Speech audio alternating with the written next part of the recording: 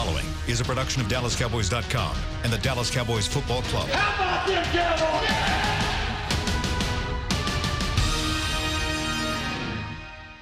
This is Talkin Cowboys.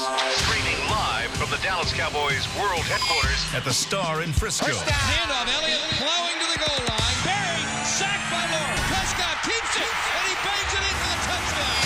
Here are Mickey Spagnola, Bryan Broaddus, Rob Phillips, and Bill Jones. And welcome into Talkin Cowboys inside the SWBC Mortgage Studio here from the Star in Frisco. Rob Phillips filling in for Bill Jones today. Got Bryan Broaddus, as always, across the table from me. Mickey Spagnola to my right. Caden and Will producing next door. Hello, gents. What is up? Robert. Well, what's up is Thursday practice. There you go. Those Green Bay Packers. Oof, yeah. AT&T Stadium, Sunday, 3:25 kick, and we talked a lot about trying to defend Aaron Rodgers yesterday, as usual. No easy chore there. And we broke down some of the injuries on both sides that these teams are dealing with a month into the season. We got a little more clarity on that today, and we'll see what the Cowboys can do with some of their injuries, especially up front. What are you guys hearing there? Well, I would think, depends which front you're talking about. That's a good question. That's a good point. Maybe start with the offensive front. Because I was going to say I see little hope for Tyrone Crawford to get back. No. Tyron Smith is out. Yes. I got a feeling Collins, they're going to do what they need to do to get him to the game. Yeah. I think it'll be similar to what they've been doing with Zach Martin. It's like don't wear him out during the week and let that back heal up as good as possible and then have him ready to play in the game. I think Mickey's absolutely right about Collins. I think he'll be practicing tomorrow when they go out there. Nothing today, but give him another day. Yeah. They gave him Wednesday with the pads outside. They got that taken care of. They gave him today, and then they just practice him up on Friday, when he needs to, the short yardage goal line stuff that they're going to do. I think 2 minutes involved as well. So, yeah, I think that, if they can get him to the game, I think that's the most important thing for them. They're going to need him to play. They can't go into this game down 2 offensive tackles. And I think they realize that. And, that's why we're seeing Connor Williams move around and, try and fill a couple of spots. But, they need to get LC out there ready to go. It was almost good that they get Williams some snaps at tackle just in case. Absolutely. Because if something happens in the game, then he's probably the next guy up out there. They were planning to do that. He was going to be part of the rotation. With Smith out. Yeah, he was going to get some rotational snaps. So this would just give him two full practices to, the things that offensive tackles it's different for them as far as playing guard. We talk about everything that goes on inside, but it's also the way you look at the rusher, how you play on your outside eye. You have to be able to see that rusher. And so, with guard, you kind of get all in the big muddle there. But on that tackle, you have to be able to have that vision to kind of see that guy to the outside. So it's good that Connor Williams, if he has to go out there, at least that's not something. And it brings back memories of him. Okay, when I was at Texas and I was playing left tackle, I kick, punch, kick, punch. You get him back in that rhythm again. And if the Packers continue to play their outside linebackers the way they have, Brian's right. That guy's pretty wide. Plays real wide, yeah. So you can't sit there and be looking out there and say, okay, that's the guy's coming, right? Exactly. So your peripheral vision is work on that pretty a little important. Bit. Brings it back to him, yeah. When you studied him at Texas and graded him pre-draft, Connor Williams, did you grade him as a tackle or a guard? Well, yeah, I did. We graded him as a tackle. And the thing that was impressive, and I've said this before many a time, when Dave Hellman and we did our Texas swing, the Texas Triangle, where we went through the Texas A&M and University of Texas, and we were there for the pro days. And I remember the Saints offensive line coach was working him out as a not only a tackle, a guard, and also as a center. So they were looking at all 3 spots for him. They thought that he had that kind of flexibility. But his grades, when the season started, he was one of the top tackles in the draft, and then he got hurt, and then things kind of fell apart for him a little bit, and then lasted to the second round. But still a very talented player, as we've seen. How do you guys think he's played so far at left guard through 4 games? I think there's, Garrett likes to say, there's some good, but then there's some things you need to work on. And I think that's a fair assessment of him. And I'm not trying to ride the fence and say, oh, he's been horrible. He's been really great and oversell it and all that. I think when you grade 65 plays of him, there could be 60 plays that are really good, and then there's 5 plays where you go, man, if he just was a little bit more patient. I think that's where Lyle Collins is kind of making some hay right now, that he is no longer being so aggressive that he has to punch. He has to set. He has to, it's this thing where he's like, okay, I'm going to let this rusher come to me. I'm strong enough. I'm going to set. I'm going to bend my knees, and I'm going to take this guy out. And I think that's where Connor Williams hasn't learned yet. I don't think Connor Williams really trusts himself to sit there and play patiently enough with a guy on his nose. He wants to get that first punch to stop the charge, and then he gets a little overextended when he misses. See, with Collins, that was a problem with Collins. Mickey, we've all watched practice before. When Collins is bad, what's wrong with Collins? His hands. His hands go outside, and he doesn't get that inside punch. If you're patient, you fire your hands inside, you get control, and then you work. Connor Williams in those 5 plays I talk about will get overextended, he'll get beat, and he'll look bad. But overall, they're offensive linemen that would love to have his athletic ability. Yeah. His ability to bend, to turn, to get to second level, to get out on a screen. All those things are really, really positive about him as a player. But he's just, he's a young guy. He's going to, when he gets into where he's 26, 27, 28 years old, he's going to learn how to hold, trip, and clip. And when he learns all those things, I think he'll be all right. And he's pretty smart, and he'll learn that stuff. And I think what happens when you're judging offensive linemen as a whole, we judge how they perform pass blocking. And if a guy gets by him, then, okay, this guy's not playing well. Yeah. But no one says, well, he's got to be better against the run. Right. Because he's been good against the run. I think that, and I'm kind of the same way a little bit with Cam Fleming. I judge him how he pass protects. And if you watch him run block, and it's like, it ain't pretty, but he kind of gets it done. Yeah. He's better run blocking than he is pass blocking. That's true. I don't know if that makes sense or not when you're, that big. But so if Williams whiffs on a pass block, like Bryan said, once out of 65, and it's like, well, he's not playing well. Yeah. Well, what about the other snaps? A lot of plays in the game overall. Yeah. See, that's what happens. And you're not playing, those first 3 games, the offensive line, you weren't sitting there going, oh, man, they're making a bunch of mistakes. Yeah. They were pretty good. Where you saw the problems, if you want to grade run blocking problems against the Saints, where if you do miss a guy, then it's very evident. Ezekiel Elliott for 1. When they miss a backside scoop, Ezekiel Elliott for 3. Ezekiel Elliott for 2. That's where all of a sudden you start going, okay, they're struggling in this. And trust me, 5 guys struggled in that football game run blocking the other day. Travis Frederick provided some insight on that yesterday. He said there really weren't that many plays where everybody was in concert at the same right. time. He's exactly right. And the Saints also did a good job of bringing some, he called it generalized pressures, where they can work whether it's a run or a pass. Right. And they were effective doing that and dialed up some good stuff. Yeah. And he thought Give him some credit. He thought the communication was fine. They didn't really miscommunicate on anything over the noise, but it was just the execution part once the ball was snapped. I think that was the biggest problem in that game for them. They didn't have a sack until that final drive of the game. There's some pressure, but you're going to get pressure in the National Football League. You're going to get your quarterback kind of riled up a little bit.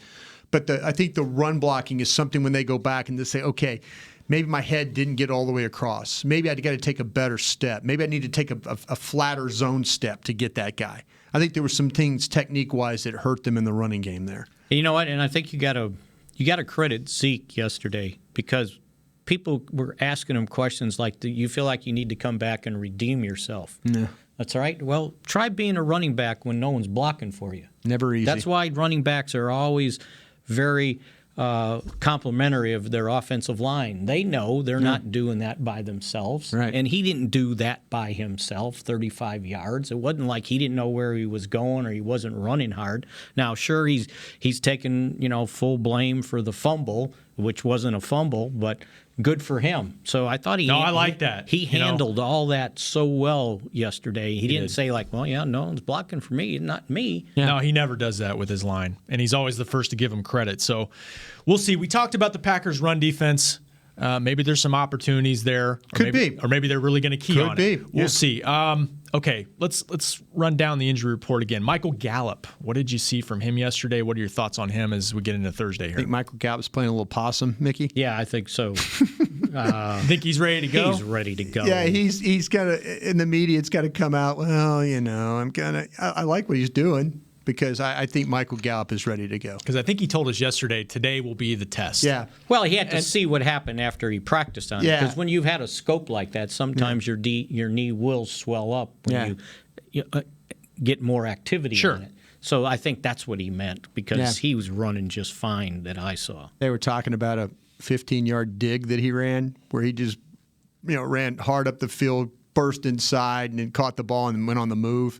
I was like, oh, okay. He goes, yeah, no, Michael looked good out there. They were really happy the way he. Now, Mickey's right. Now they practiced on the turf today. They were on grass yesterday. So we'll see if there's maybe a little bit more limitation. We'll play on turf on Sunday, same type of field. But we'll see with this one. But all indications coming out of practice, I think that Michael Gallup was kind of playing with you a little bit there. He also does. Britt was calling for him to go get treatment after it was like, you've had one practice. He doesn't want to get in trouble either with the athletic training staff. Like, let's just take this day by day, do what they tell me to do. Yeah. But it's looking like he's on track to get back after a couple weeks, which is really impressive. Yeah. Britt will come and find you now. That's he right. Will. Yeah, he will. I saw him do that last week with Antoine. I think Antoine was a little late getting the back over there. And, don't make him wait. And he got the eye. Yeah. Are you done yet? Kind of that. Are you done yet? Look. What are you doing? I'm waiting for you. Yeah, exactly. Anything else pop up on the injury report that's of concern or of note to you, Mick?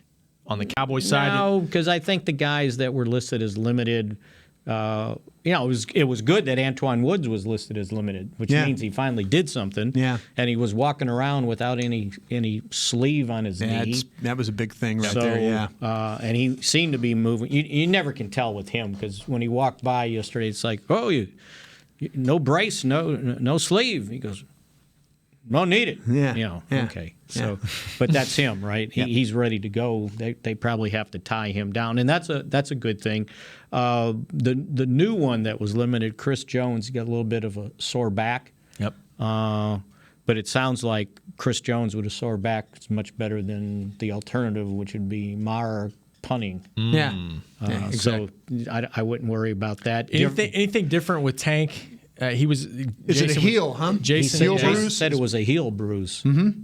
So that's not good. That's not good, but that's something you probably deal with, right? Padding in the shoe kind of a thing, work through it and see what you can. Again, that's probably the best thing is to stay off it, get as much treatment as you can. I don't know what you could really treat about it. Maybe, keep it in ice and keep it, trying to keep the swelling down on it and push that blood out of there. So this says knee, shoulder, but then we find it's a heel. Maybe he's got a lot of stuff. Maybe he's got a lot. He's dealing with some few things. Speaking of heels, he'll be there. Don't worry. Amari had the heel thing in camp on one side. He's got the ankle that he's listed on the other side. Yeah. He says it's nothing that's going to prevent me from performing. So got a big challenge this week too. He downplayed it. Yeah, he did, and he's a tough guy, though. I think people were trying to hand him an excuse, and he was having nothing of it. He's not going to take that.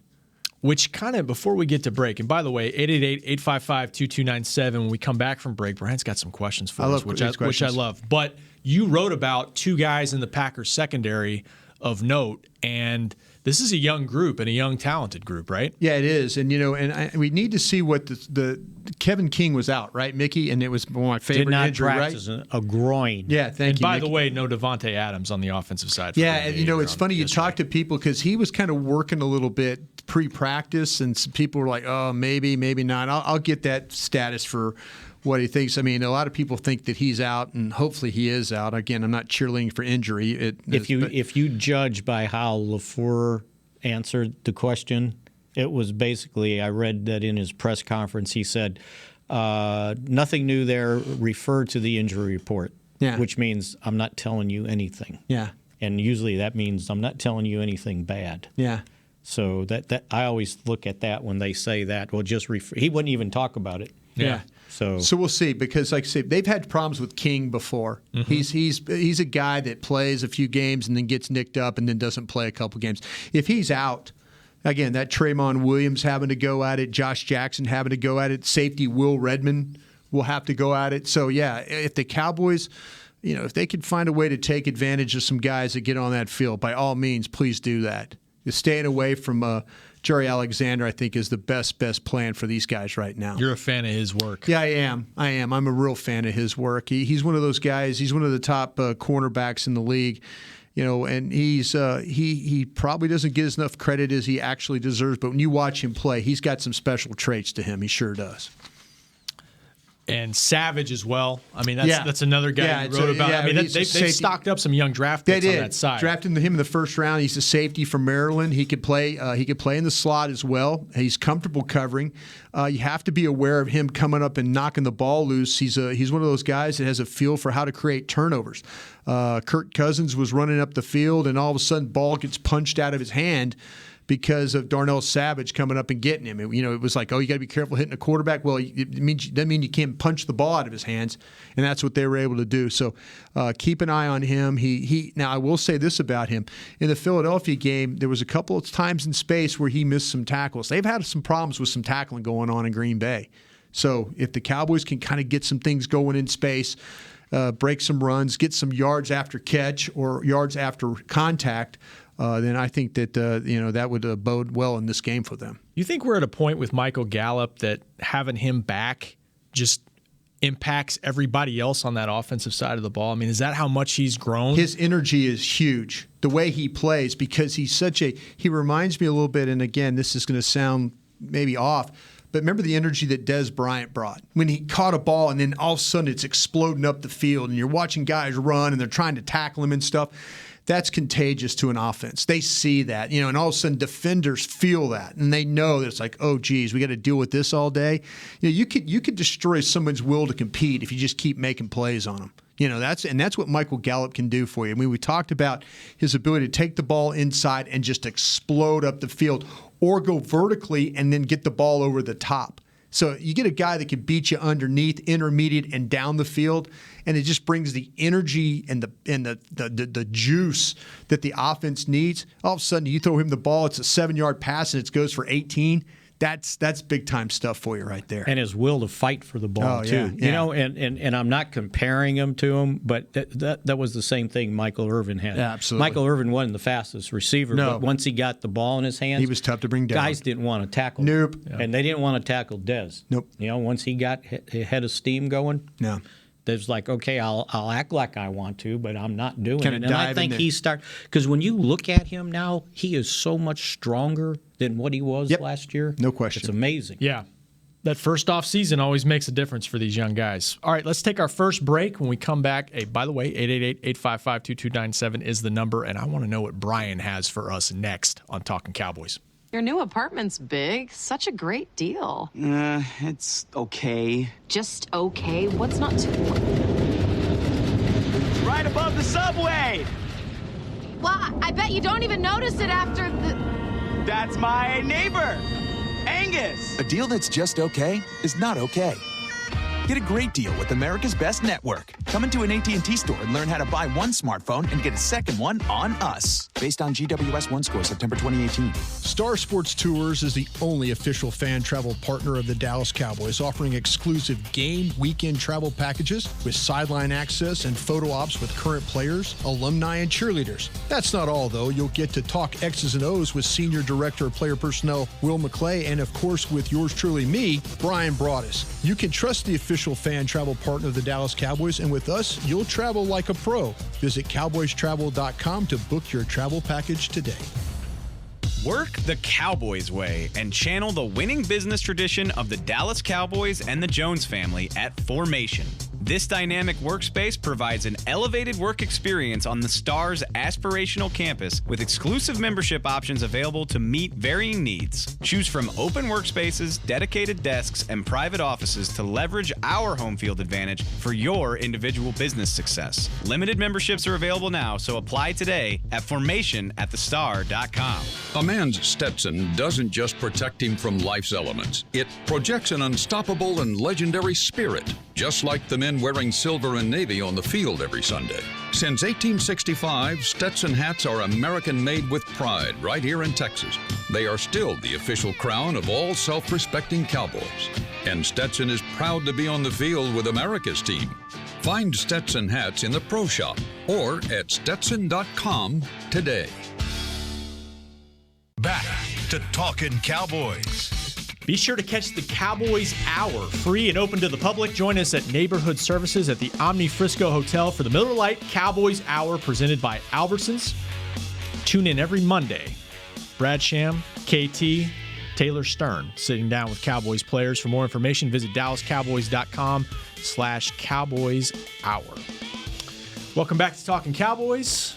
Rob, Brian, Mickey here for the next few minutes. Cowboys get back to practice indoors today on a Thursday. Brian, you got some questions for us today. Yes, if you could limit one thing from Aaron Rodgers' game this week, what would it be? His right arm. You think? Good answer, huh? You think throwing the football is going to be? I would. His ability to get outside the pocket, and we thought that would take care of him when he had a basically torn calf muscle in that playoff game, and on one leg he still managed to get out there and just frustrate him with. So you're saying the mobility? Yeah. Because I think he's good in the pocket. Don't get me wrong, right. But I think you got a fairer chance for your secondary than him out there improvising. He and you know this better than any of us, but he's not Brett Favre. They've got different games, but he does remind me of Brett in the way he's not a scrambler necessarily. Well, he can be, but buying extra time in the pocket for himself or taking off and running, it's the whole keep him in the well thing. Rod, you're going to hear Rod and Chris Richard say that today, this week, I guarantee you. I think I could eliminate his vision. I would say, please take away his vision, his ability to see the way he does down the field. You guys talked about hit the mobility part, but he sees everything developing down the field, and he's so good at just going to the. When you make a mistake, he finds the mistake out there.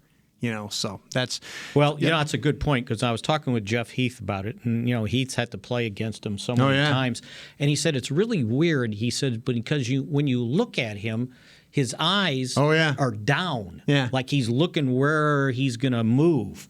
He said, but for some reason, with his eyes down, he still sees down the field. Right. Like he said it's very deceptive, because he's always looking for a crease. And then all of a sudden he's up and he finds the guy downfield. Well, that's a lot of trust in your receivers then to know where they're going to be. That's exactly. And he's got some. I'll get to that question here in a little bit. My next question for you boys is: do you help Cam Fleming off the jump, or do you see how it goes to start? Off the jump. Just so there's not a breakdown early for your offense? Yeah, you don't want them you can to expand on that, Nick, if you want. I just think that you're going to see a tight end over there quite a bit. Normally, a lot of times, you see the tight end tight to the right side. That's the strong side to run. But I think in passing situations, or if you want to pass, I think you just need to have some protection over there. And it's not like the guy's got to stay there and double team all the time. Sure. Just get in the way. Mm-hmm. They can run over you to get to the ball. Yeah, it's like a lot of times last year when they played Washington in that first game, the tight end was kind of behind him, hovering. Yeah, it was kind of behind him. Like I kept saying, in his hip pocket. It wasn't right behind him, but off to the side. And then Fleming knows that he got to protect the inside. He's got to help to the outside. Or a lot of times people don't like that two tight end formation, but sure. Two tight ends, not a bad thing on that side. Robert? I agree. It's a formula that's worked for him. They got 2 wins, I believe, with him in the starting lineup last year, so I would stick with that. But, I have a feeling they're going to let him go and see what happens. He's got to be on his own some. You can't every snap. I'm not saying every snap. No, he's not saying every time. I know what you guys say. But I'm saying the majority of them. Yeah. Yeah. So, from the third snap, if they're going to throw the ball put Mickey's tight end in a wing position over there and try and kind of set a little tone. Or put the running back over there and send him out into the formation to the left side. Yeah. But you're saying see how he does on the island. I think that they're going to – I like what you guys are saying, but I also have a feeling they're going to just let him go and see how it goes. Okay. Well, God bless him. They have more confidence than I do. Yeah, you'll be sitting in the press box losing your mind on that one. Get ready. I'll text you. Yeah, thanks. I'll watch the game, I'm going to start a chart. Yeah, exactly. Okay, how do we think Kellen Moore is going to travel this week, by ground or through the air? I hope to God by the ground. Why is that? Philadelphia, 176 yards rushing. Denver, 149 yards rushing. Minnesota, 198 yards rushing. I hope we block, Mickey, by your ground. But we said the Saints couldn't stop the run, right? Well, I know, there's 3 in a row. They averaged 100. Those 3 teams averaged 174 yards a game. 174. 5 touchdowns. I'm actually with Mick because when way he'll get to see Cam Fleming run block. There you go. Yeah, you like that, right? Take care of that. I like that because Zeke hasn't had many of those games. But when he does, they try to get him involved early and set that tone, get it reset. Right. I think that's going to happen, but I also think there's merit to, especially with Gallup back, you can spread these guys out and try to attack them that way. If King doesn't play, there's going to be opportunities potentially. Yeah. Well, if they play their defense the way they played against Philadelphia with those wide gaps, and everybody real wide, all you got to do is block one guy and he's through the hole because there's only one linebacker. He's not wrong about that. And that's all they're talking about right now too, about how they've got to tighten up on their assignments defensively, that they left too many big gaps. I mean, Delvin Cook had a 75-yard run against them. Sure did. How many questions you got left for us? Go ahead. And do you have a call you want to get to? Yeah, let's get to Nebby before we take break, and then we'll get to more. All right, we got questions. On the other side. We got questions. All right, Neb, what's up, man? Hi, guys. Listen, what's the status of Tyrone Crawford for this game? And before I go, I also want to say that we have to keep Aaron Rodgers in the pocket. We have to tip passes. We have to bat balls. We have to run the football, and we have to score touchdowns. Take care. Thanks for being patient with me, and have a great week. Bye. All right, Nebby, that about covers it. It's kind of talking about Brian's vision there. Get some hands in the face and try to affect him that way in the middle of the pocket. Absolutely, yeah. And I think that Crawford's not going to play. Yeah. So we've kind of talked about that a little bit. So, maybe next week we'll see how it goes. He was out working on the field yesterday. So it sound encouraging from Jason Garrett yesterday that at least maybe he's making progress. But it's that bursitis. Yep. It's in the other hip. It's not the one that's been repaired. So, it's something he's going to have to deal with. Here we are. We're going to be in week 5, and maybe in week 6 or 7 we're going to see him out on the field, and then you're going to have a bye and probably figure out what you need to do from there. All right, let's take our final break. When we come back, Brian's got that's a full notepad. I got some questions. All right, let's get to more of them next. It can be hard to find the right resource for learning about important financial matters. You search how to build savings, you end up reading about the one weird ingredient from supermarkets that can make you taller. That's why Bank of America built BetterMoneyHabits.com, a safe little corner of the internet for answering your financial questions. Full of simple videos and tips, Better Money Habits can show you how to make the most of your money without resorting to random searches that always seem to lead to unbelievable photos of childhood stars grown up. To learn more, visit BetterMoneyHabits.com. It's time for Tailgating with the OtterBox boys. The OtterBox that builds those crazy protective phone cases? Yup, and now they're changing the side dish game with the OtterBox Trooper Soft Cooler. Lightweight, mobile, and leak-proof, Trooper is perfect for blitzing a crowded parking lot with a Frito pie. Amazing. Hey, you think I could fit my 7-layer salmon salad into the Trooper cooler? Yup, but please don't. And that's been Tailgating with the OtterBox boys. Learn more about the Trooper Soft Coolers at OtterBox.com. While a player can look good on paper, it's when he's out on the field that you really find out what he's made of.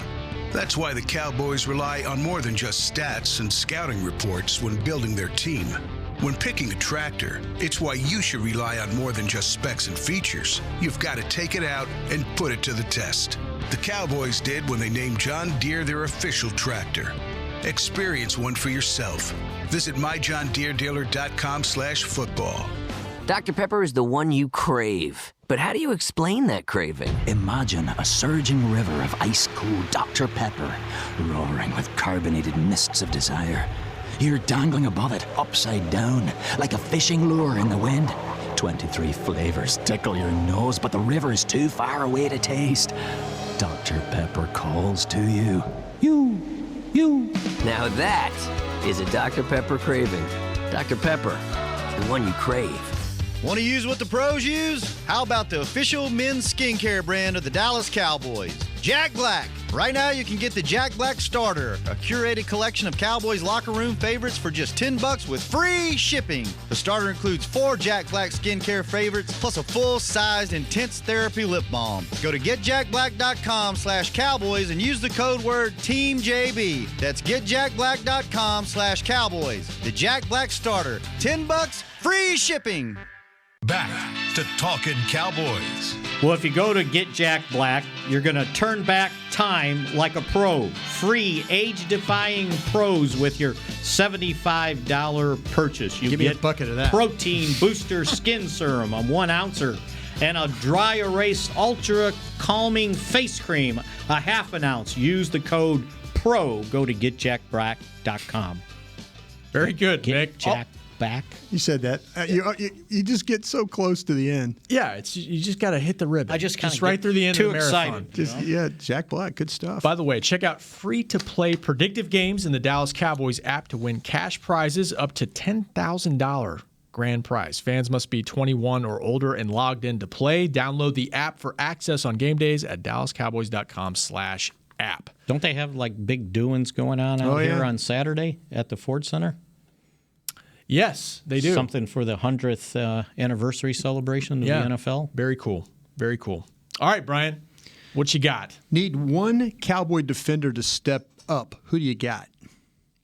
More so than so far? Yeah. You need one for this game. You need one Cowboy defender to step up. Who you got? Boy, I've seen signs of it, and now if I can get it more on a consistent basis, if I can get Malik Collins to play the way he did on a couple plays in his last game and make Aaron Rodgers comfortable coming up the middle, boy, I think that would be huge for what they have going on the outside with the 2 pass rushers. Yeah, you stole my answer. All right. Stole my answer because that middle rush is really more problematic for quarterbacks than even the outside rush. Absolutely, yeah. Because they can survive the outside rush. It's that stuff up in their face that gives them problems. Right, and then you're falling right into the trap of Robert Quinn and DeMarcus Lawrence coming off the edges. So I'll say Christian Covington at nose tackle, providing a pass rush as well, assuming maybe Antoine gets back, but it looks like it'll probably be Covington at least for some snaps. I know they might be down receiver. But, man, I just don't need a Wouzier to get the ball over the top of him. You know, when they go up and, Byron Jones, I think, has that ability to play the ball above him better. With a Wouzier, he's close. We've seen him finish a couple of times. But it kind of, these tall receivers, I start thinking about that Dolphins game, with that guy with Parker reaching up and him struggling with that and the pass interferences and all that. So I would say that a Wouzier would be my guy. That I need him to play well in this game, especially with these 2 tall, rangy receivers that they have on their team. Okay, other than the turnovers, what stat are you keeping your eye on in this game? For key to victory? Other than the turnovers. Other than the turnovers, what stat are you keeping an eye on during this game? I'll go with the one I had yesterday. Can Green Bay be productive in the red zone? Because Rodgers is going to move the ball and get them in position, but how does their running game fare against this Dallas defense? Or can they make them one-dimensional, particularly in the red zone? I think the stat I had was they had 22 red zone plays against the Eagles and threw it 19 times. That's not exactly balance. Can they get them out of that as well, the Dallas defense in this game? Sacks. I was going to say pressures, but pressures mean that Aaron Rodgers gets off his mark and he still can throw the ball. He needs to be on the ground. Period. Does time of possession do anything for anybody, being you're playing Rodgers, or does that matter? To try to keep him off the field? Is that something? And that was a question I had. That was another question of, what are we overthinking in this one game? Well, Am I overthinking keeping him off the field? A little bit, because, in my opinion, because I don't look at this offense like the Bridgewater Saints offense, where we've got to play keep away and we've got to just this can be an explosive offense. He can score with 30 seconds, whether you keep the ball 9 minutes or not. Just get points however you can. Now, I realize the last 2 times they've lost to him, they left basically too much time on the clock. So Sure. I get you there, but give me a lead in the second half and then start pounding away at Zeke. That's like how old school Cowboys. Old school Cowboys. Old school Super Bowl Mickey Spagnola Cowboys. Right. Yeah, and it's a different team, right? Sure. But the Saints had the ball for 36 minutes. They scored 12 points. Right. So, again, but they had long possessions. Yeah. And that's on you, right? But just because you get them out of there doesn't mean the offense is going to hold on to the ball. It doesn't even it out unless you drive the ball yourself. So I'll take 36 minutes of possession and only 12 points and take my chance that I can win. Yeah. Every day of the week.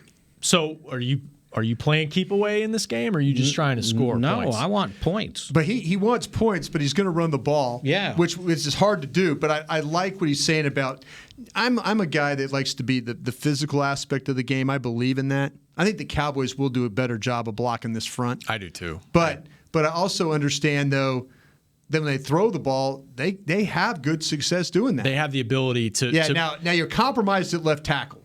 Right. We're compromised at left tackle there. So, yeah, I'm kind of – that's why I was asking you about the Kellen Moore. Does he travel by land or by air? Well, do you think – and Travis Frederick was asked about this yesterday. Do you expect copycat from defenses? And he said absolutely. Yeah. I mean, do you think other teams are going to try this clog and cover thing and try to get away Cover with two, it? yeah. I mean, but you got to have – But you got to be able to have the front to – That's what I – the front. Yeah, you have to have the front to do it. And, like I say, the Saints play a 4-man line. So, and they'd had some problems. They'd had some problems against the run. Now, let's see if the Packers have the same. Now, I remember when the Packers had come in here, Mickey and I were talking about this yesterday. The Packers had come in here with the number 1 ranked run defense in the league one time and got slaughtered on it. So here they are, on the other end of that.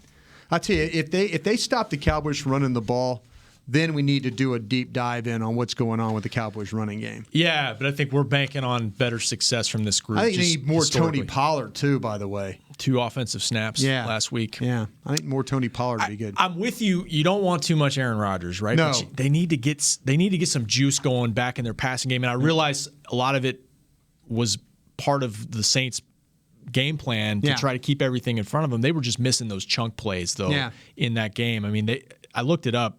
16 chunk plays in the first 3 games, and they were all resulted on scoring drives except for one. They've been feasting off those. They need to get back to them. Yeah. Packers are 26th against the run. Yeah. So I asked the question about this wide gap front. Yeah. I said, is that what they do all the time, or was that just against Philly? Do you think that's going to happen to you? And the answer was, there's no way. They're gonna squeeze it down. They have to. They're not going to leave those gaps between the 3 defensive linemen up front. Yeah. And there was a term for it, but squeezing it down and clogging it a little bit more inside. So maybe you get an opportunity to get the ball on the edge. Yeah, God, I hope so. I was hoping that last week with Pollard and Zeke both. Last question of the day, boys. Will we continue to see Jason Garrett gamble on 4th down? Well, it's not a gamble. It's okay. Basically Well, we see Jason Garrett go for it on 4th down. Yeah, I think when you see how the game is going, I think it's a calculated risk when you go for it on your own 43. Yeah, but you got Ezekiel Elliott. You got this offensive line. You needed 1 yard. You got it. And they got it. You got it. Right? And you had to look at how the game was going. Sure. You needed to keep possessions because you needed somehow, some way to score a point. Right. So to me, you got to look at, and I listened to how Bill Belichick answered the question the other day when everybody jumped on him about analytics. Mm-hmm. And he basically said, I watch the game, and I have to have a feel for how it's going, how my team is performing, what the other team is, what's the situation in the game. I just can't have a number tell me, okay, on fourth down, you'll make it 60% of the time if it's 2 yards or less. Got to have right? the pulse of your team. You got to know the situation of the game. And if you need a possession to continue and you think it's worth it, then go for it. Yeah. Especially if you're, somewhere on the other side of your own 40-yard line. Yeah, I don't think he's lost any faith in Zeke in the O-line. No, so I don't yes. think so either. Yeah. So, yeah, I hope he does. I like to, I like when he does that. And I've been critical of him in the past, but I'm okay with him knowing his team, and if he needs to go and get an extra, keep a drive going to maybe get points, yeah, absolutely. Now, if it's 4th and 1 at your own 20, it's a different story. Belichick's done that before. Yeah, and he has. Yeah, but you got to know your team, Got to know your team. Because otherwise you're just saying, okay, I'm willing to give up 3 points. Yeah. Absolutely. How we doing, guys? Thanks, Coach. Well, we're almost done, Coach, but we've got 2 minutes left. Good stuff, Brian. Thank you, guys. Good answers. With 2 minutes left, Rob in Vegas, you got the final word quickly on Talkin' Cowboys today. You guys were talking about should we run or pass. I think we should run, but not with Zeke. I think Dak is the one that needs to run more. Okay. When he runs for over 25 yards, they're 12-4. Like it. And when he goes for over 40, he's undefeated. I mean, and you're telling me these guys are going to play wide, they're going to crash down. To me, that's run option all over it. They should have did it on those 3rd and 2 plays in New Orleans. I think he's made for that. You never see him lose yardage when he runs that play. He may not run for 10, but he's such a big body guy. And to me, that's what gets this offense really going and makes it dangerous. It gets him fired up, gets the offense fired up, and it demoralizes the defense. And I just think that's what this team needs to do. He's improved much throwing the ball down the field. Yeah. But he can't forget about using his legs. All fair, Rob. All right. Appreciate it. I'm going to send that message down the hallway. Yes. Mickey will. He needs 25 yards and they win. I was thinking 40. There's the magic number right there. Yeah, he's 25 yards. They're 12-4. Is that what he said? I think that's what he said. That's so good. You know what? Good stuff. I think stat, Rob. Maybe 3 or 4 in that first possession. Just let him run and get 25, and then call it a win. It's a win. Okay. Well, that's our magic. Talk to Mickey. We'll talk to Mickey, and that's our magic number for the day. And that's Talkin' Cowboys for today. We'll catch you guys back on Friday. The break is next. This has been a production of DallasCowboys.com and the Dallas Cowboys Football Club. How about this, Cowboys?